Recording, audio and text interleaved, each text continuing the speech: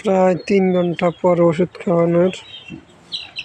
এই যে এখন একটু আলহামদুলিল্লাহ ভালোর দিকে আছে। ইনশাল্লাহ সবাই দোয়া করবেন, আশা করি আল্লাহর রহমতে ভালো হয়ে যাবে।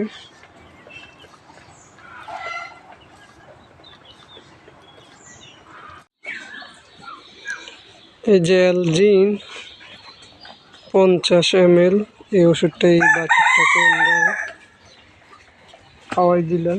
আলহামদুলিল্লাহ এখন মোটামুটি বোঝা যাচ্ছে যে হয়তো আধা ঘন্টা 1 ঘন্টা পরে বুঝি ব্যথা কেমন বা কী অবস্থা।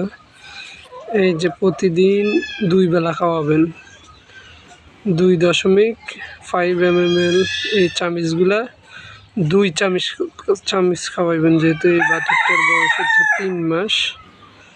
তো ইনশাল্লাহ আশা করি আল্লাহর রহমতে ভালো হয়ে যাবে।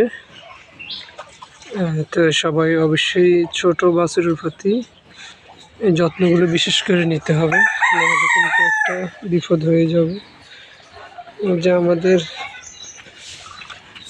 যে পাগলির ওলানগুলো ফুটে গেছে, আমরা এখন এটাকে অ্যালার্জির ওষুধ খাওয়াই দিব, ইনশাল্লাহ ভালো হয়ে যাবে আশা করি।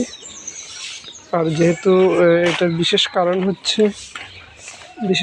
হচ্ছে অনেক দিন ধরে গোসল করানো হয় না, যেহেতু অনেক কষা, এই কষাটার জন্য আসলে এই প্রবলেমটা। ইনশাল্লাহ আশা করে ভালো হয়ে যাবে। আসসালামু আলাইকুম, আলহামদুলিল্লাহ। দর্শক বন্ধুরা, এই যে আমাদের এই যে বাচ্চাটা বেদনা করতেছে,